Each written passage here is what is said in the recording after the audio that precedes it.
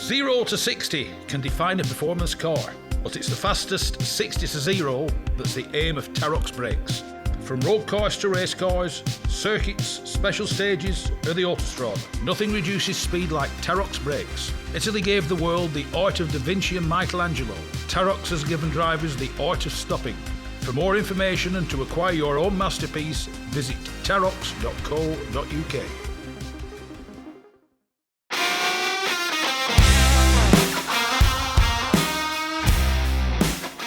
Yes, it's me, Mike Stone, and this is the Backseat Driver Podcast. It's the fastest, it's the friendliest, and it's for all the family. The Gas Shocks 116 Trophy and 120 Coupe Cup are the fastest growing race series in the UK, taking in 6 one-hour races and 8 sprints at all the top circuits.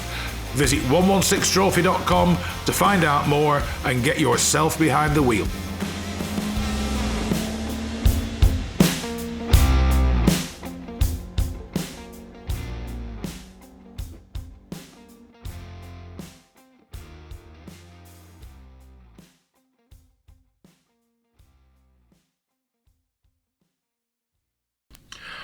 I'd like to introduce to the Backseat Driver radio show a motorsport enthusiast, a racing enthusiast, a rally enthusiast, and a man who took his passion for a particular 60s sports car to the most unusual heights. Justin Benson, welcome to the Backseat Driver radio show. Hello Mark, thanks for having me.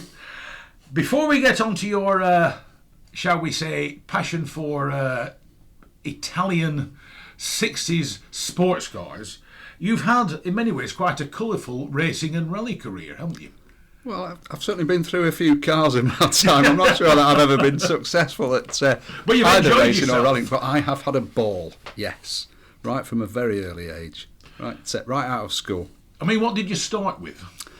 My very first car, when I passed my test at 17, was a Vauxhall Magnum 2300. And it was a phenomenal... It was a posh, powerful Viva, wasn't it? For those who aren't quite sure what a Vauxhall Magnum is. Yeah, it was a phenomenally quick Viva. I have to tell you, it lasted 3 weeks with me.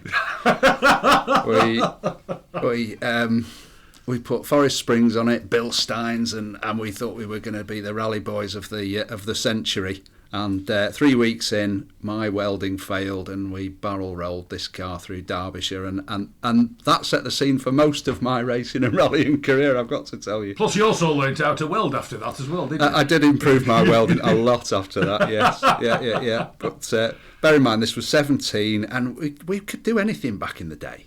It was, I don't know, it was possible to pick up and do anything, I thought, at the time. And if you had a bump, you walked away from them, didn't you? We did, yes. Yeah. Or we drove it home. Yeah. We pulled it back on its wheels and drove it home, and very quietly, and nobody phoned the police, and we just got on. And you parked it at garage and nobody had seen you. You did indeed, yes. Now, I mean, you had a passion for the Vauxhalls, didn't you? Oh, we went through quite a few of those. We had a number of Magnums, and then we had an HS Chevette with a Pinto engine in it that was a fabulous little rally car. All sorts, yeah. Because the one thing you were saying before we went on air, we were talking about like the Vauxhall Magnum and the Fiorenza and the Droop Snoots and everything else, made famous by my guest a few weeks ago, Gregor Marshall's father, Jerry Marshall. At the time, the cars to have were the Mark II Escorts, especially RS2000s. Yeah. And it's like you said, in a straight line, they will keep up with you. As soon as you got to the hills, the Magnums left them for dead. The RS2000 would be all over you on the flat, but as soon as you got to the hills, it was boring waiting round them. So yeah, you could just leave them for dead. It was, and we only ran them because it wasn't an Escort. Yeah. Well, that was it. And I conclude because they weren't an Escort, they were cheaper to buy. They were, yeah, and they were fast out of the box. They were. Well, not fast, talky. Yeah. Talky, and that teaches you to drive a particular way, I think. It's like you said they had half a V8 in them, didn't they? They did indeed, yeah. Yeah, right, heavy lump up the front. And, yeah.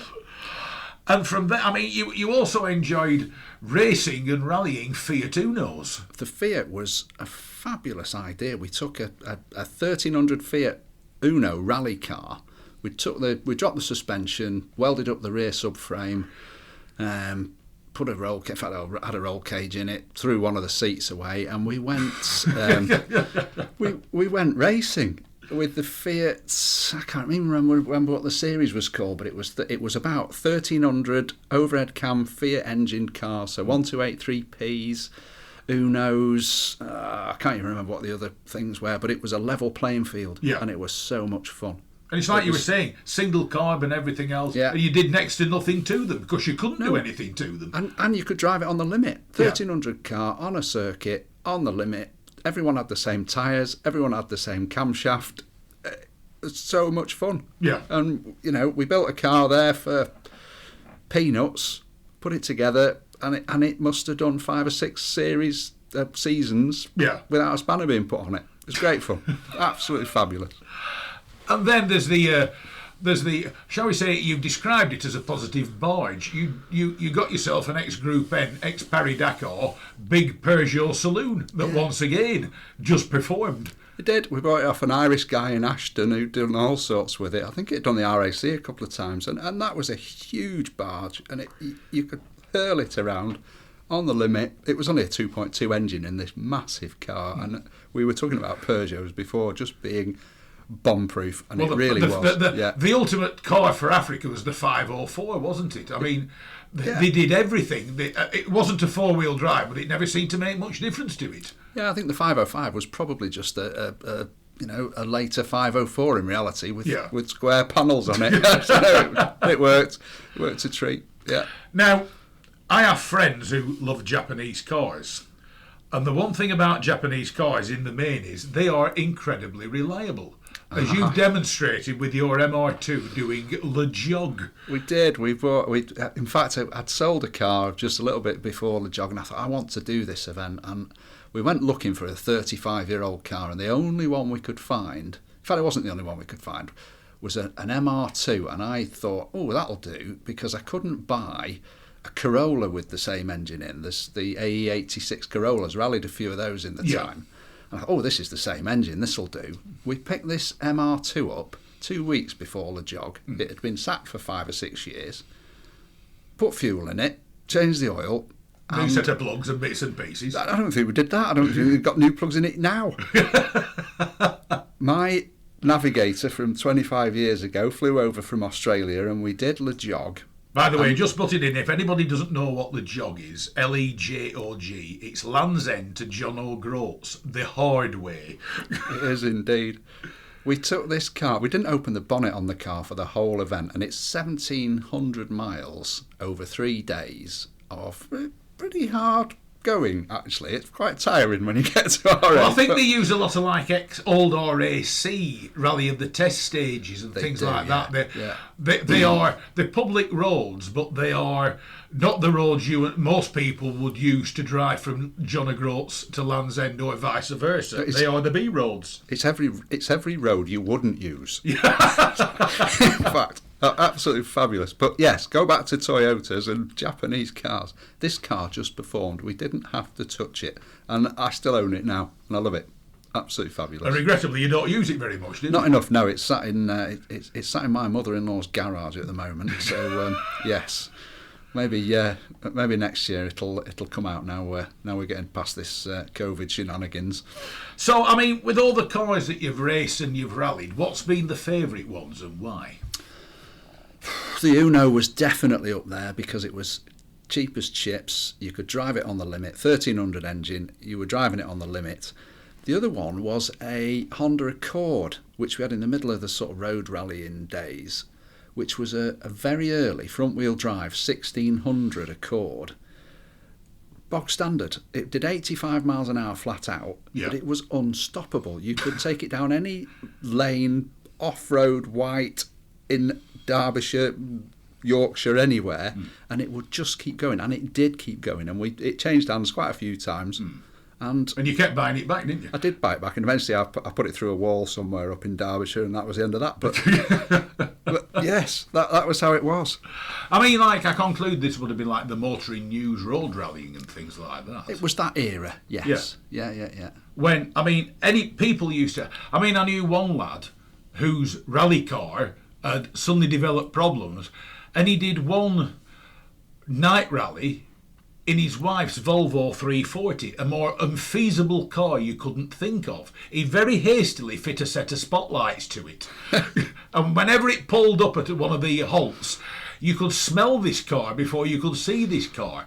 As to what state it went back to his wife, the good Lord only knows. But, I mean, this was rallying in its classic era, wasn't it? It was. It absolutely was. My mother had a Volvo 340, which she doesn't know to this day, but that did a few rallies. And I have to tell you, the brakes weren't on fire on that car on a couple of occasions, and it just worked. It was fabulous. And I mean, regrettably, a lot of this has gone. I mean, there's people like Tim Nash with the Lombard series. There's Bryn Pearce with the rally revivals. I mean, they are to a degree, although a lot of it is on private roads and things. This is coming back. I mean, this era of rallying still has great appeal for those who remember it. And for the youngsters are coming along and thinking, well, it's not all this PlayStation WRC malarkey. You can rally proper cars, ordinary cars. You can go out and pay 600 quid for something, stick a cage in it, 2 harnesses, and you're in business. The ordinary ones are the better ones. There's no two ways about it. You don't want a super fast Subaru. You want a 1300 on the limit. Yeah. Sideways. So much more fun. So much more fun. Yeah. Which did you enjoy rallying the most, though, racing, front-wheel drive or rear-wheel drive? Because you've done the both. I have done the both. I think front-wheel drive. Yeah. Yeah, I mean, the MR2 is rear-wheel drive, and it's remarkably well behaved, it has to be said. And my 20-year-old son has got in it and shown me up on the gravel in it almost straight away. But no, I think front-wheel drive is it's so easy to drive on the limit. Yeah. You don't go wrong, you lift off and it sorts itself out, and yeah. Now, the one thing you do like, apparently, and we will use this word as infrequently as possible, but you rather like Ferrari 250 short wheelbases. But as you and I know, and anybody who is into the classic car knows, this is international telephone number prices. Yes, out of my league, I think. No doubt about that. So, what you've done is you've built 3 of your own. They are tributes. I think it's safe to say they are not kit cars because you build them.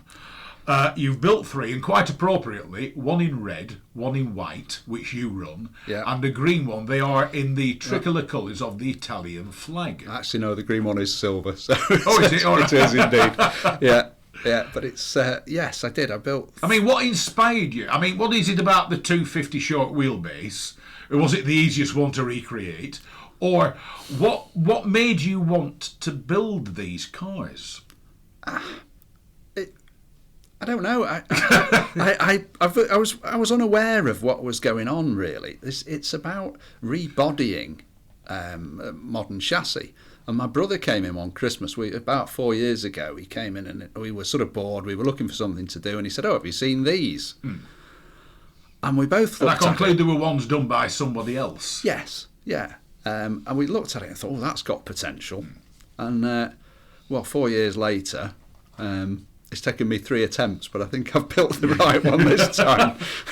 I mean, how do you go about? I mean, the basis of the car is it's a 3 Series BMW, isn't it? A Z3 BMW. Z3 BMW. Yeah. I mean, how did you choose the car, and what was the process of turning the Z3 BMW into a Ferrari 250 short wheelbase tribute vehicle? Because I mean, the end result, it's not a kit car. I mean, they are nice cars. They are nice cars. They're very nice, drivable, everyday drivable road cars. No, it wasn't me that really invented the whole idea. I think the Z3 was chosen because, bizarrely, it has the same wheelbase. Oh. As a 250. So that was a good starting point. Yeah. We must say before we continue, you are an engineer, so you do know what you're doing. Yes. Yeah. So when I said I'd seen one of these things and thought that's got potential, it had potential, and it just needed the corners knocking off it and a bit of detailing. Yeah. I think that's the critical thing.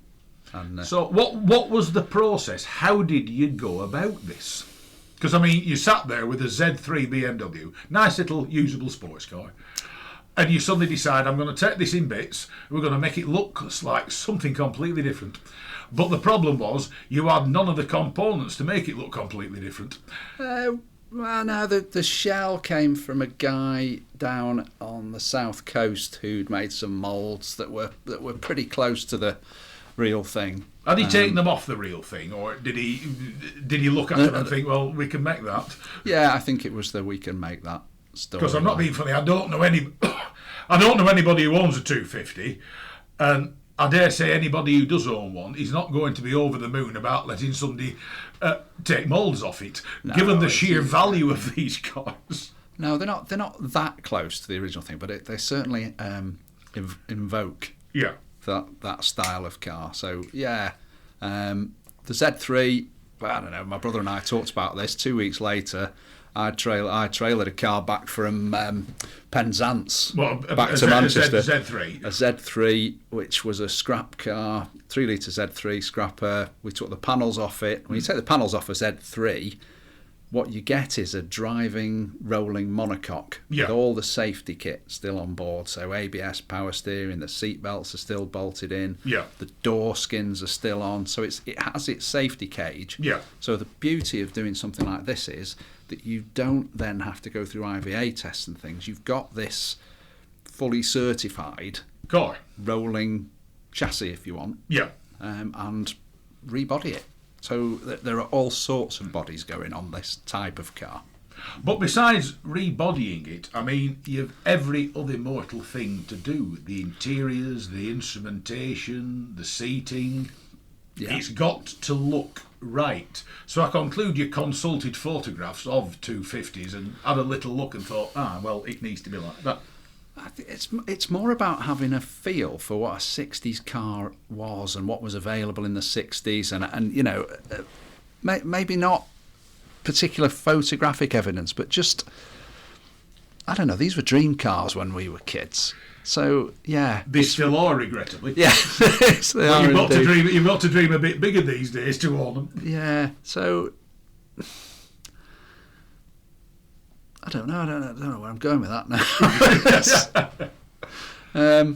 Detail. It's in the detail. It's about getting the 60s feel and the 60s detail. And so if it hasn't been made, then you know, sit down at the drawing board and invent it. Yeah. And really, that's all the missing bits. Is really where. Now you built. Did you build them on your own, or did you have a bit of help? The first one I set off building with my brother, and I don't know, like all brothers, we fell out famously in the middle of it. You know, it's good enough for Oasis, it's good enough for us. And it sat there while folk looked at it and thought, yeah.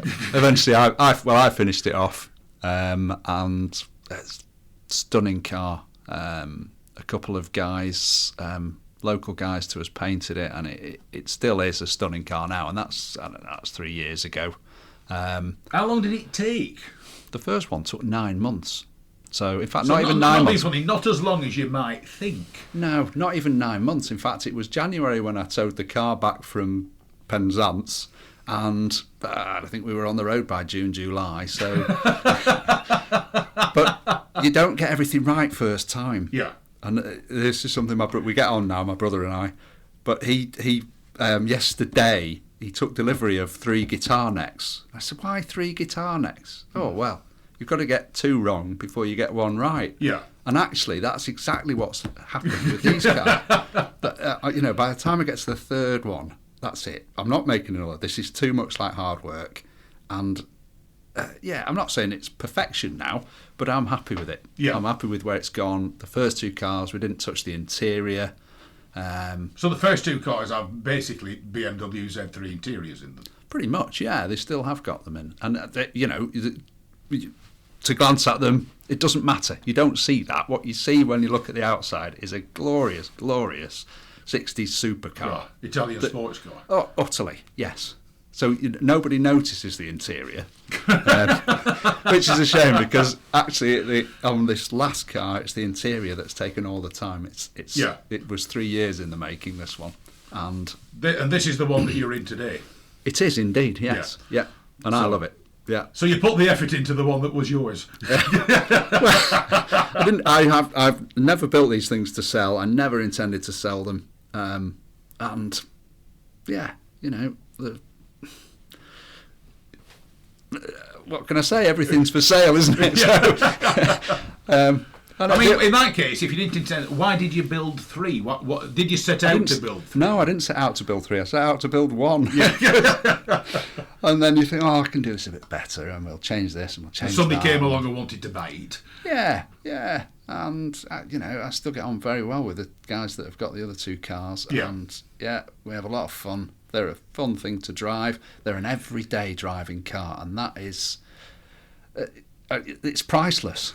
Okay, the 60s supercar is priceless, but actually, driving one every day, that doesn't even cost a tenth of what the real deal will cost, is priceless. Yeah, I mean, to drive, do they evoke the car that they pay tribute to, or does it drive like a Z3?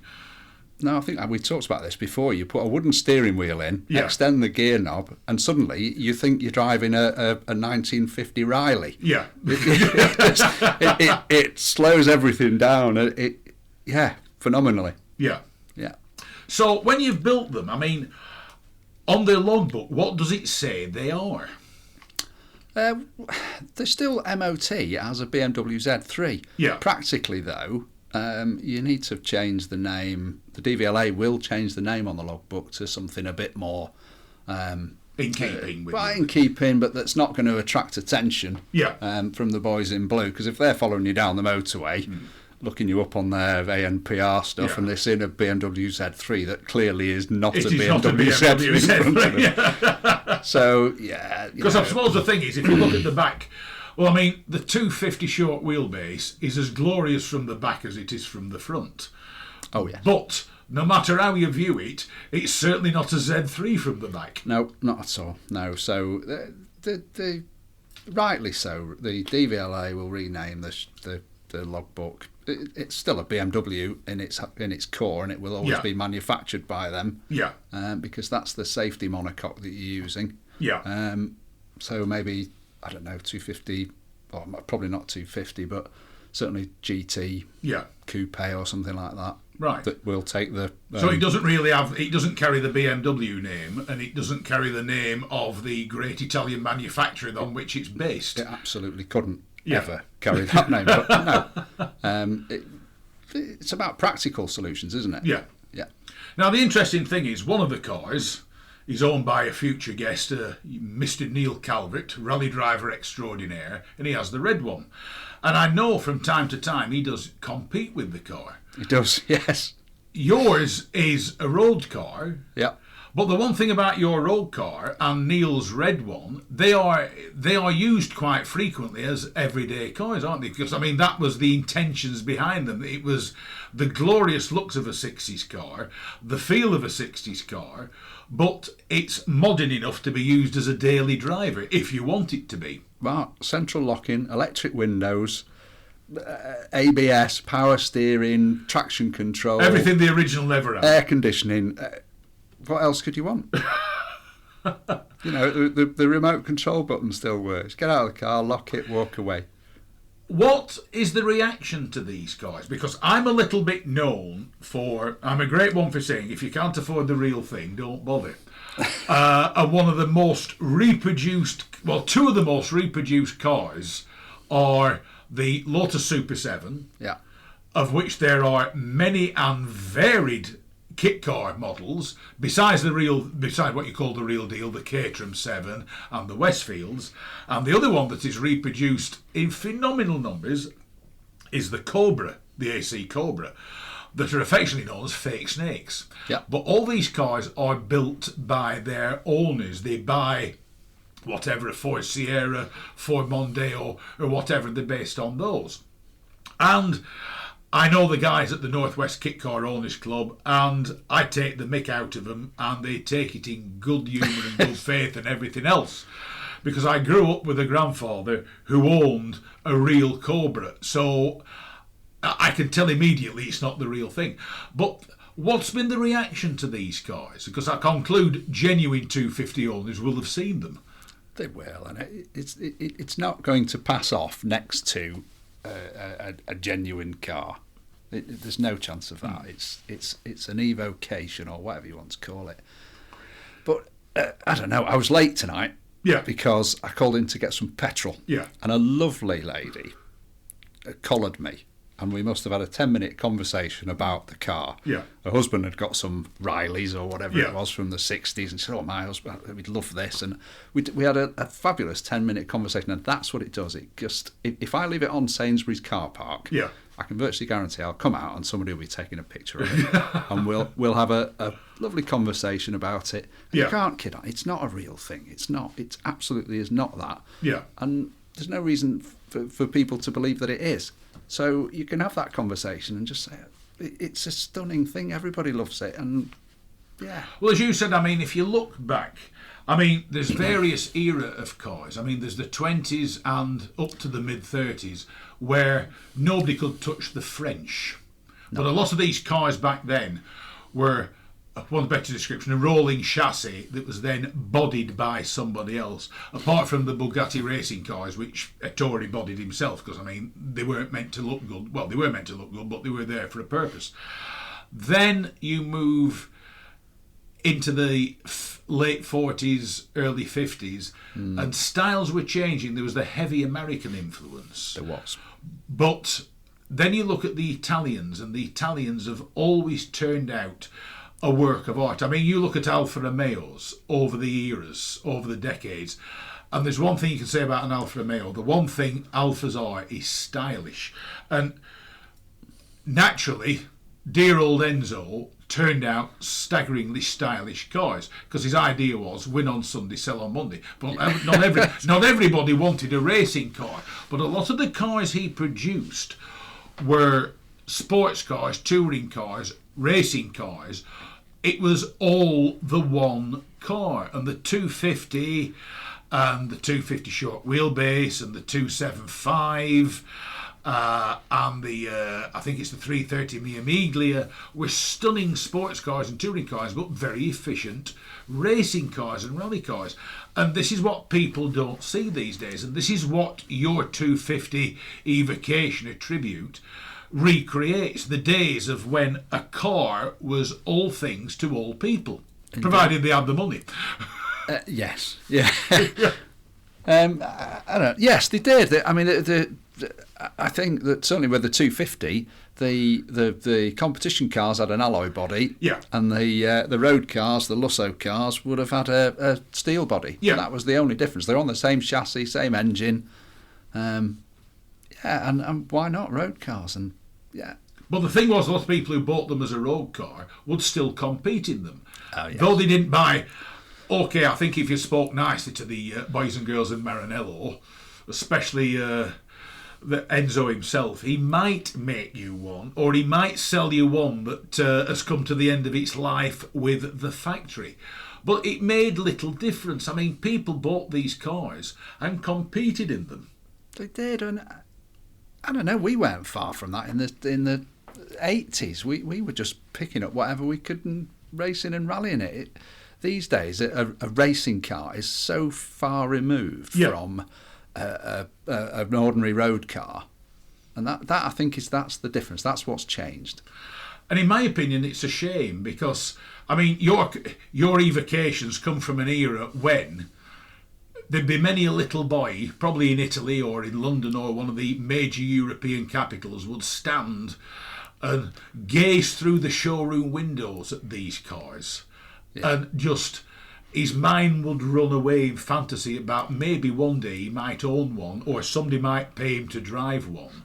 But today you look at a competition car you don't look at it in a showroom. The only thing you can see it on is a start line, because they are not made by the factories anymore. They tend to be built by specialists. The teams will make them themselves. They bear no resemblance to the showroom car.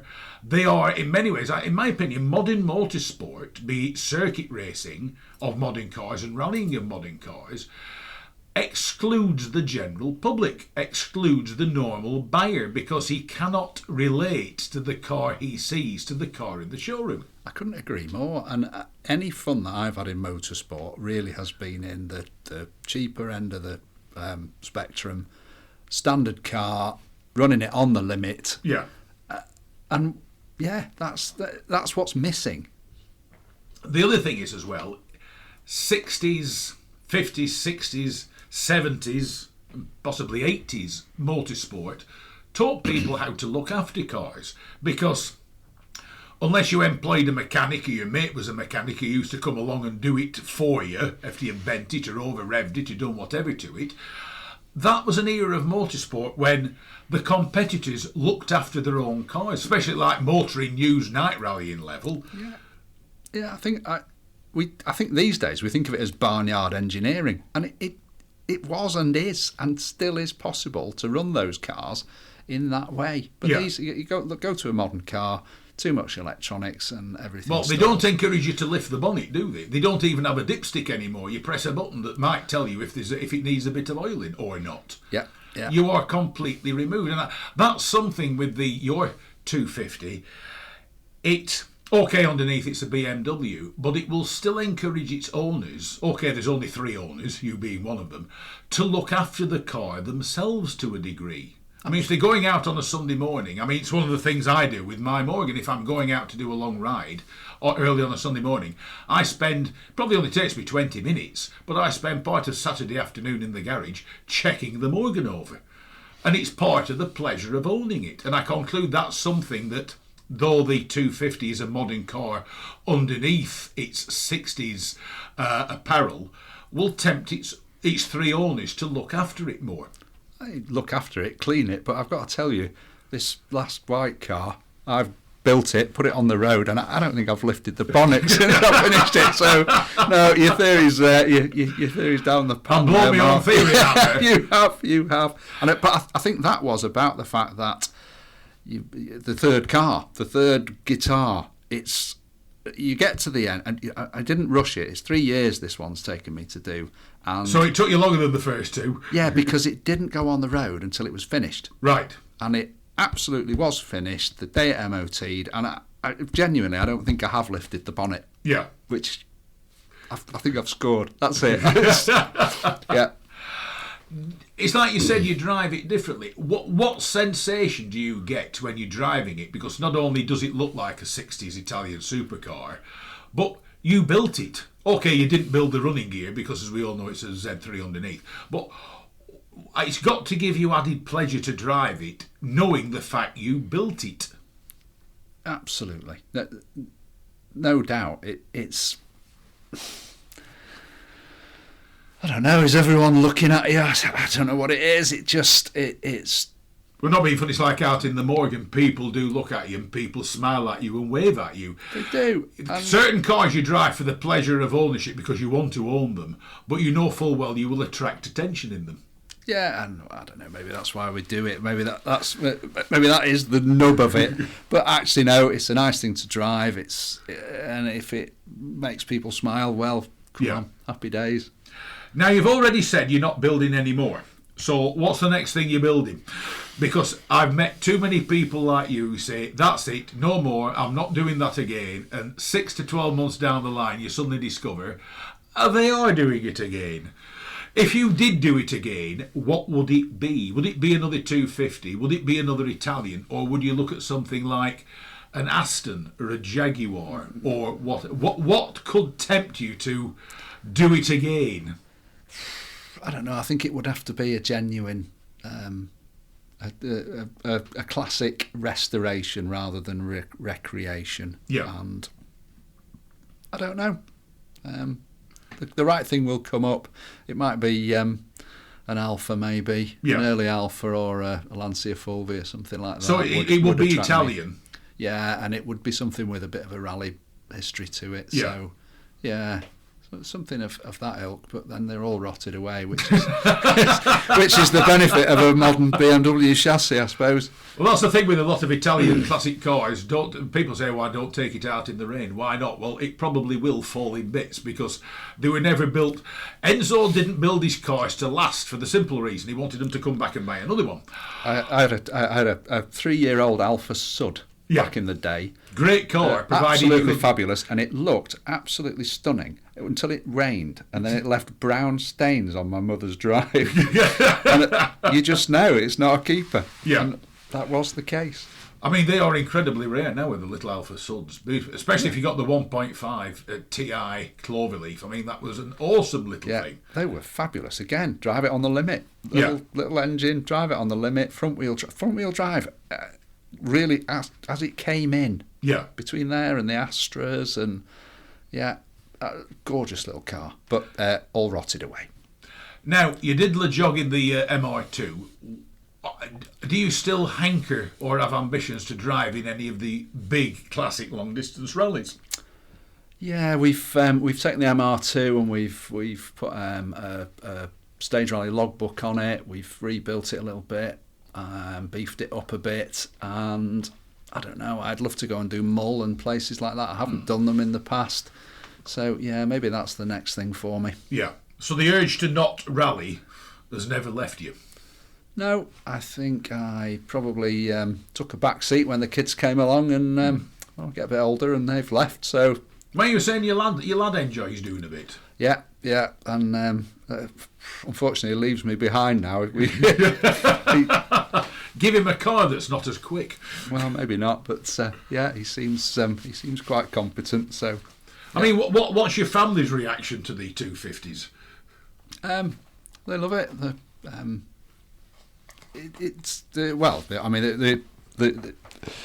They've been around from the inception, so yeah, they're a lovely thing. Happy to go anywhere in it. It's so usable. Yeah. We all use it. And I must say, when you turn up somewhere, and most people will think it's the real thing. Everybody, I mean, when you turn up in your 250, whether it's yours or whether it's a real thing, I mean, it's style when you roll to a halt outside somewhere, isn't it? Yeah. Okay, Sainsbury's car park, maybe not, but you turn up at a nice hotel or a nice pub or something like that, and it's the style that the car evokes. It is, and that's the grin factor. Yeah. Yeah, definitely. So you never know, you might build something else, because I get the feeling that the urge is still there. I think so. Yeah. Yeah. Something will come along, or maybe we'll be rebuilding the Toyota soon enough. But who knows? Justin Benson, thanks very much for joining me on the Backseat Driver Radio Show. It's been a pleasure, and it's like I said, I am no fan. Well, not a fan, but I can never get excited about kit cars. But I must say, your 250 short wheelbase is as near as a recreation as a tribute. I could actually see myself driving that. They are, all three of them are stunning. So thanks very much for joining me on the Backseat Driver Radio Show. Thanks for having me, Mark. It's been a pleasure.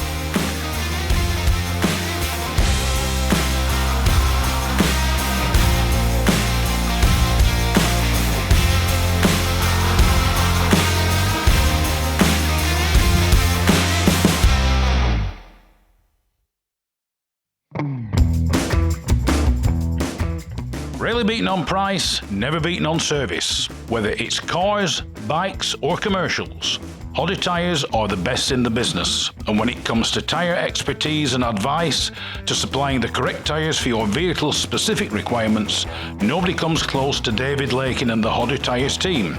So give them a call on 01200 613 192 or visit the website at hoddytyres.co.uk.